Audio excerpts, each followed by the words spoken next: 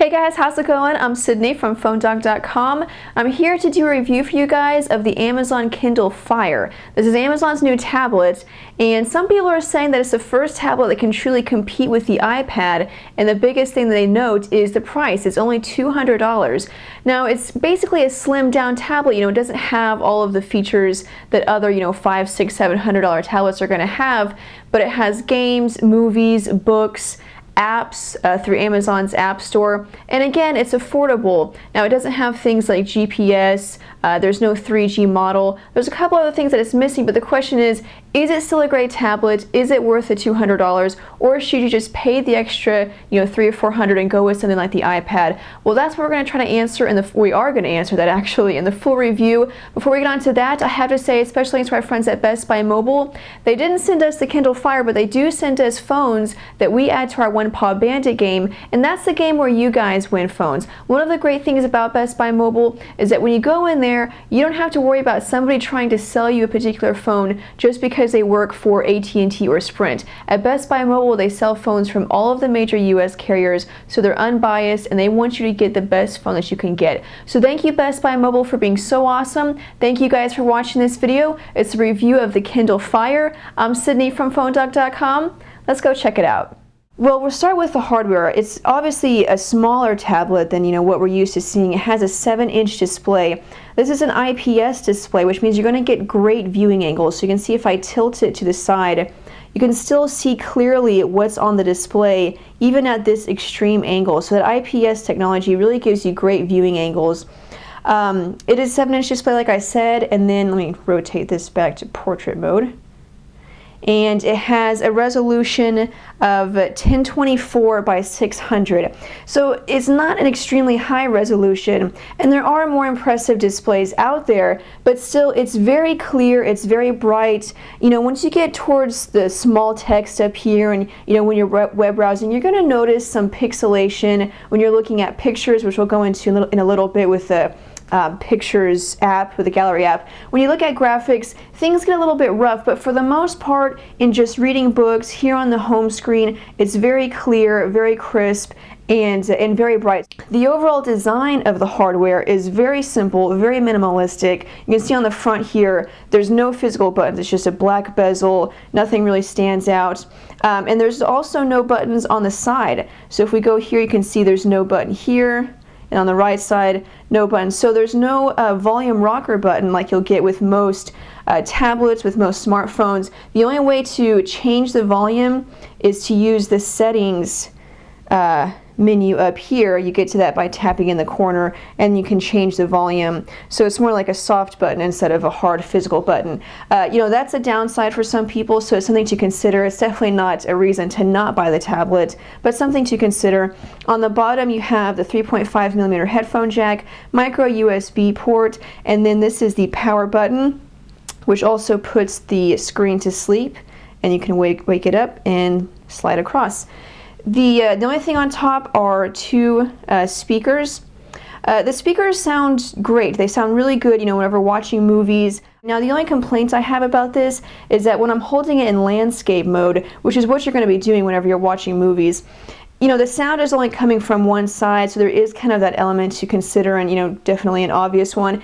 It really didn't bother me too much. I wish that it kind of had sort of a surround sound, but obviously it's a $200 tablet, so the speakers sounded great, and they're there on the top. If we go to the back, there's really nothing. There's no camera. This has a soft touch coating. It says Kindle, and then the Amazon logo there at the bottom. So a very simple and minimalistic design. So we'll move on to the software here and really the content, because this is probably the most important part of the device, and then we'll also talk about performance as we go along.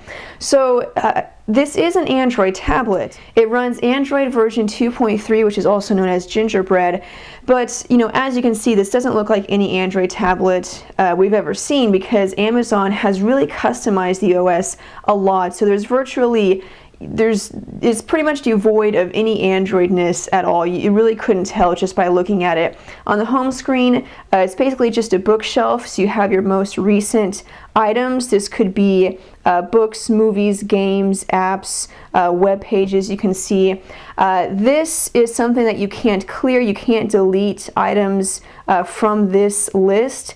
I will say, in terms of web browsing, the page that it shows here in your recent items is the last web page that you visited. So if you don't want anyone to know what you were looking at, just go to another page before you close it.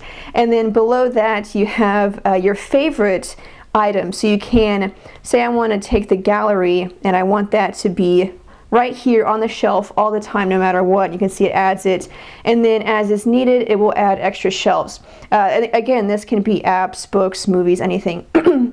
So it's very simple, very straightforward. I like the design. It looks great. You know, it doesn't look cheap. It looks very refined and an expensive, premium feeling, but at the same time, it is very simple. This bookshelf UI carries through the entire tablet. So if we go to the newsstand, again, it's the same thing. If we go to books, it's a bookshelf, and so on and so forth through apps. Again, we have a bookshelf. Very simple, very easy. There's basically no learning curve at all. So you do have access to Amazon's content store, which gives you access to 18 million movies, TV shows, songs, magazines, and books.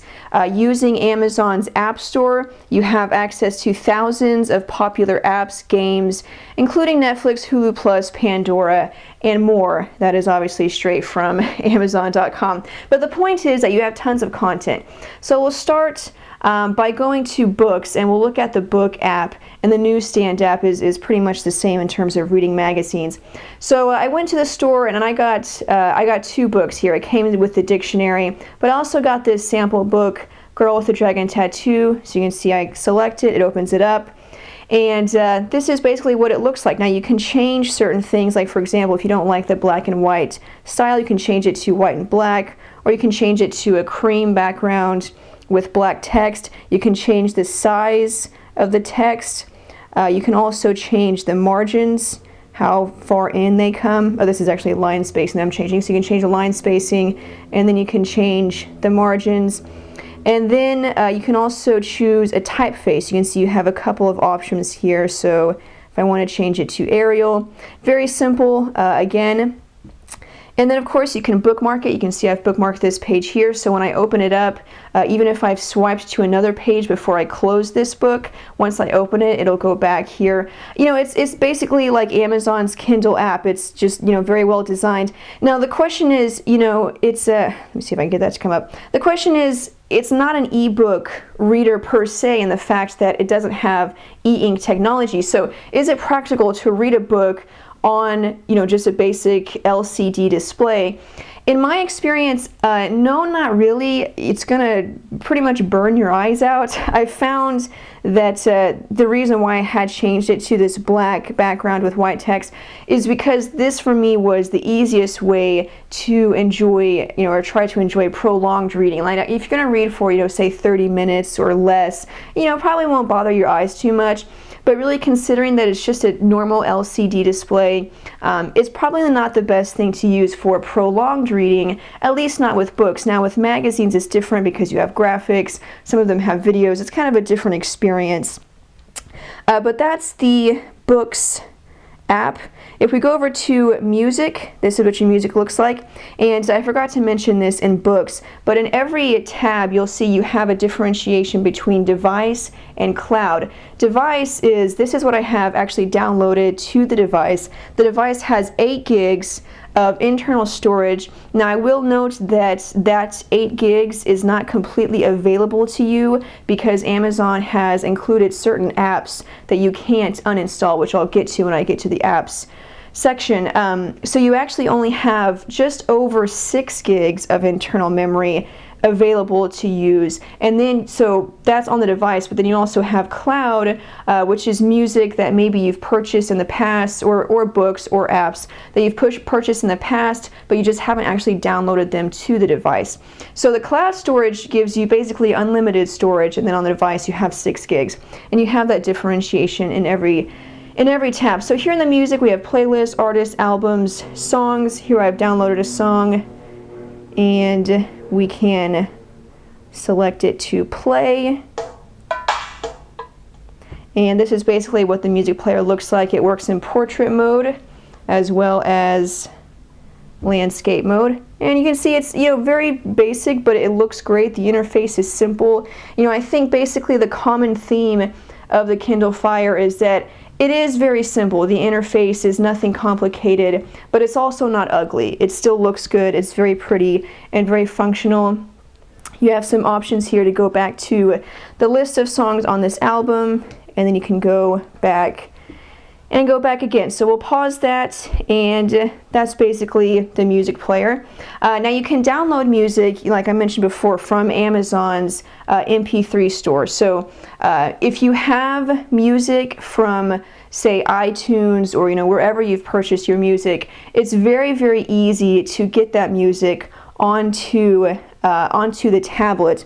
And now the tablet itself, you'll need a USB cord. The tablet doesn't come with a USB cord, but the nice thing is that most cell phones today, most smartphones and even feature phones, they use also a micro USB charging port, and a lot of them come with a separate cable. So check your phone. You may already have a micro USB cable, so you won't have to go buy one. So all you have to do is take your micro USB cable and plug it into the micro USB port. It's very simple, and that's all you have to do. It will automatically go into USB storage mode, and then you just open up the Kindle Fire folder that will show up on your computer. You open the pictures folder or the music folder, and you just copy the files right over. It's very simple. As soon as you plug it in, everything is ready to go. So if you do have music from iTunes or from anywhere else, don't worry, it's very simple to transfer it over. But then buying straight from the device, you can use Amazon's MP3 store, and you can see up here, that's how you easily access the store by clicking on store, obviously. Again, you have video. You do get a free month trial of Amazon Prime, where you get free movies and other content, and also some shipping upgrades. After the month, you'll have to pay for it, but you can see Amazon has tons of TV shows and movies to download. You can see some of the options here. Again, you can watch movies, TV shows, and take a look at it. You can divide it by popular movies, new releases, and then here's some Prime options, some of the free movies that you can get when you have a Prime subscription. So that's the movies store. So if we go over to documents, now you can easily send documents to the device. It will give you an email address, which you can see at the top here, but I've blanked mine out. You can easily send documents to this email address that it gives you, and they'll automatically show up on the device. Let's go back and we'll take a look at apps. Here are some of the apps that I downloaded. Now I mentioned that Amazon includes some apps that you can't uninstall. Those include Audible, Contacts, Facebook, email. It does come with an email client, which is nice. I'll talk about that in just a minute.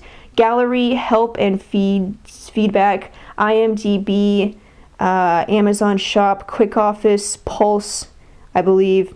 So these apps you can't uninstall, the IMDb, the gallery, those apps that I just listed, you can't uninstall those apps, which is unfortunate, and I was actually very surprised by that, but there it is, you can't. You can see some of the apps that I've installed. Now Amazon's App Store actually uses Android apps, so if you're wondering where they come from, they're actually Android apps. I think there's about 10,000 apps in Amazon's App Store. So we'll go to the store here. You can see the basic layout. You have top, new, games, entertainment, lifestyle, news and weather, all categories. Here we have top paid and top free. The app selection is pretty good. It seems like a low number, 10,000 apps, but Amazon's theory, I guess, or what they're pushing, is that they go for quality over quantity. So they hand pick these apps from the Android market and find the best ones to put in their market. So even though there's not as great of a selection, the apps that you do have are good apps and good quality apps.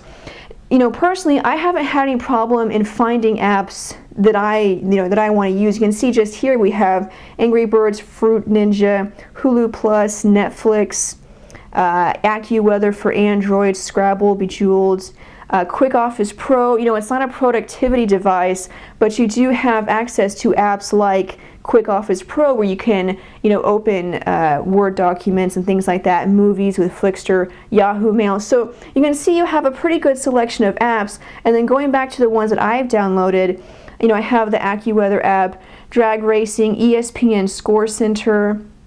I've also downloaded this app for getting a benchmark of the processor, which I'll show you guys in a minute. Slacker Radio. So the app selection might not be as much as, you know, something like the iPad or any other Android tablet, and that's definitely something to consider. That being said, you do have some good apps at your disposal, and it's not personally something that bothers me, but if you download tons of apps all the time, you know, you may want to take that into consideration.